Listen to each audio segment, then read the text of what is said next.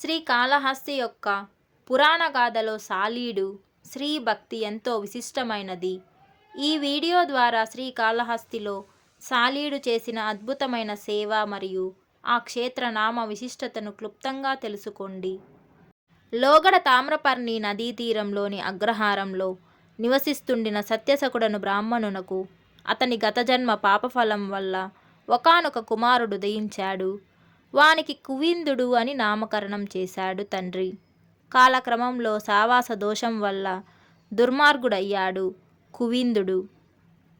దురాచార పరిపూర్ణుడైన కువిందుడు బ్రాహ్మణ ధర్మాలు విడిచిపెట్టి శిఖా యజ్ఞోపవీతాలను కూడా తీసివేసి తల్లిదండ్రులను సైతం తృణీకరించి బంధుమిత్రులను కూడా విడిచిపెట్టి సాలీలతో కలిసిమెలిసి తిరుగుతూ వారితో సహపంక్తి భోజనం చేస్తూ చివరకు ఇల్లు వేడి కొంకణ దేశం చేరిపోయాడు.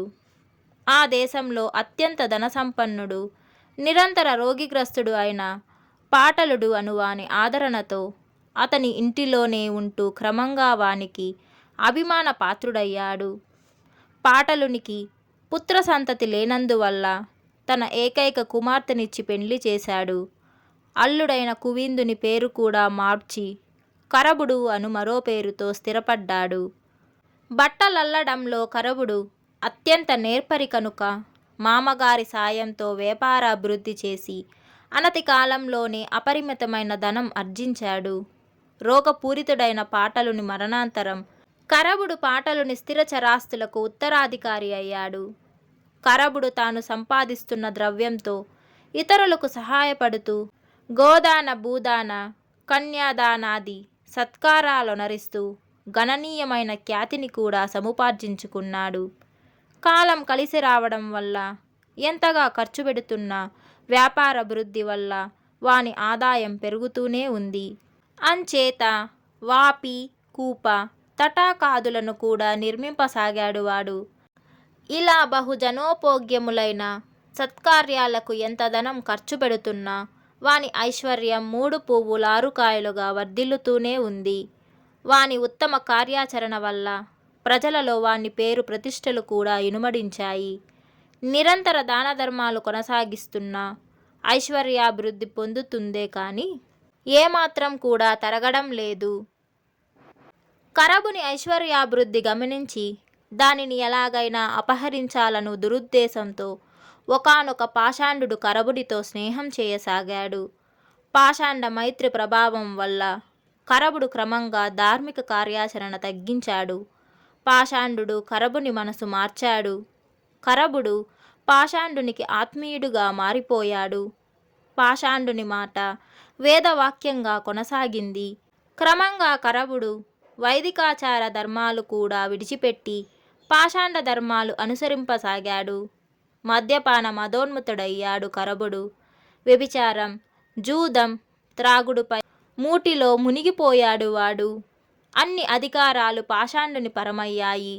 ఇప్పుడు పాషాండుని చేతిలో కీలుబొమ్మగా మారిపోయాడు కరబుడు. ఇంతలో వృద్ధాప్యం కూడా సంక్రమించింది వానికి. పాషాండుడు మోసగించడం వల్ల పరమ దరిద్రుడైపోయాడు కరబుడు. మానసిక సంక్షోభం, అనారోగ్యం, కటిక దారిద్ర్యం, వృద్ధాప్యం ఏకకాలంలో బాధింపసాగాయి వానిని. తన జీవిత ఘట్టాలు ఓ పర్యాయం శాంతంగా ఆలోచించాడు వాడు. ఇలా నిశ్చయించుకున్నాడు వాడు. ఉత్తమమైన బ్రాహ్మణ వంశంలో జన్మించాను. కులాచార ధర్మాలకు విరుద్ధంగా ప్రవర్తించాను. వర్ణ సంకరం చేశాను. తల్లిదండ్రులను విడిచిపెట్టాను. ఇంటి నుండి పారిపోయాను. నిష్కాషితుణ్ణిగా మరో దేశం చేరాను. ఒకానొక సాలెవాని అనురాగమునకు పాత్రుడైన వానికి అల్లుడయ్యాను. తరగని ఐశ్వర్యం సంపాదించాను. దాన ధర్మాలు చేశాను. పేరు ప్రతిష్టలు పొందాను. అనుచితమైన మైత్రి ప్రభావం వల్ల సమస్తము జార విడుచుకొని పరమ దరిద్రనయ్యాను. జరారోగగ్రస్తుడుగా పలు బాధలు పడుతున్నాను. చిత్తశాంతికి కూడా నోచుకొనలేకపోయాను. ఇంతటి దుస్థితి ఎందుకు కలిగింది నాకు? ఇలా అవస్థపడుతూ బ్రతకడం కంటే మరణించడమే మంచిది కదా.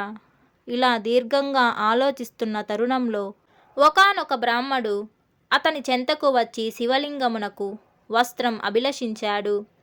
అప్పటికే మానసిక పరివర్తన చెందుతున్న కరబునకు కాలం కలిసి రావడం వల్ల ఎన్నడో తన వివాహ కాలంలో పలు నగీషీలతో తన చాతుర్యం ప్రదర్శిస్తూ స్వయంగా తయారు చేసి భద్రంగా పదిలపరిచి ఉన్న ఓ వస్త్రం ఇంటిలో ఉండడం గుర్తొచ్చి వెంటనే వెళ్ళి దానిని తీసుకొచ్చి అర్థించిన బ్రాహ్మణుకిచ్చి అతనితో ఇలా చెప్పాడు: స్వామి, ఈ వస్త్రం తప్ప ఇక మిగిలింది నా చెంత మరేదీ లేదు.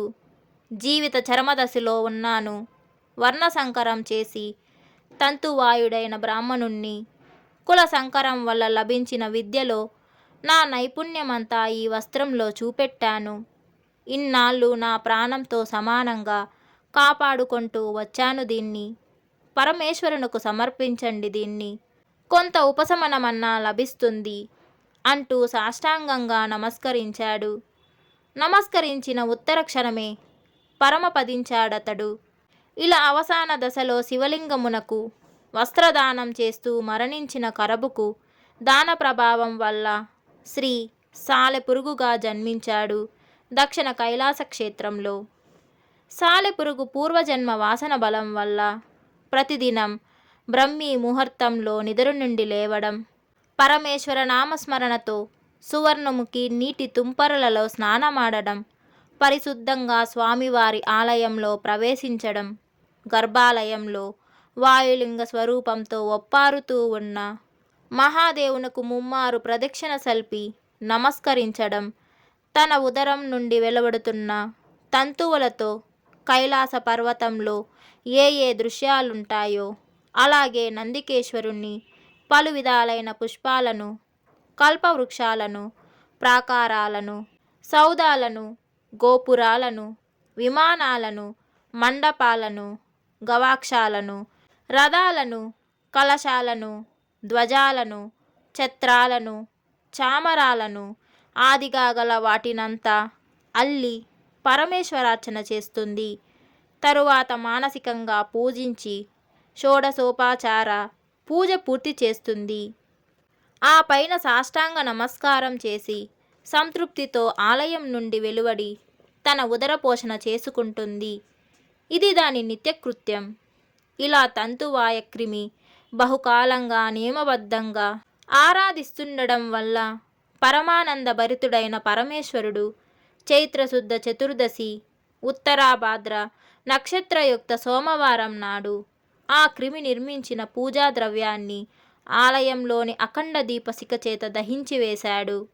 తన శ్రమఫలం సంపూర్ణంగా దగ్ధం కావడం చూసి సహింపలేక ఆ క్రిమి ఆ మంటలోనే పడి ఆత్మాహుతి చేసుకుంది. పరమ కారుణ్యమూర్తి శంకరుడు ఆనందంతో దానిని పునర్జీవింపచేసి దివ్యమైన వాక్కును కూడా అనుగ్రహించాడు. తన ఎదుట సాక్షాత్కరించిన పరమేశ్వరుణ్ణి తనకు లభించిన దివ్యవాక్కులతో వేదార్థం జోడించి పరిపరి విధాలుగా ప్రస్తుతించింది. క్రిమికృత సూత్రమునకు పరవశించిన పరమేశ్వరుడు వరప్రదానం చేసి సాయుధ్యం అనుగ్రహించాడు. తన లింగ స్వరూపమందు దాని దేహ చిహ్నం అమర్చుకున్నాడు. ఈ క్షేత్రంలోని మూలలింగంలో సాలెపురుగు స్వరూపం ప్రస్ఫుటంగా చూడవచ్చు. తంతు వాయక్రిమికి చైత్రశుద్ధ చతుర్దశి సోమవారం పరమేశ్వర దర్శనం, శివ సాయుధ్యం లభించినందువల్ల ఆ తిథినాడు సువర్ణముఖిలో స్నానం చేసి మూలలింగమును సందర్శించడం వల్ల మహాభాగ్యం లభిస్తుంది. ఈ గాథ ఆధారంగా శతనామాబ్జ మాలికలో 10వ నామం లూతార్తి మోచకాయ నమః, సాలెపురుగు యొక్క బాధను పోగొట్టిన శ్రీకాళహస్తీశ్వరునకు వందనం అను నామం ఏర్పడింది.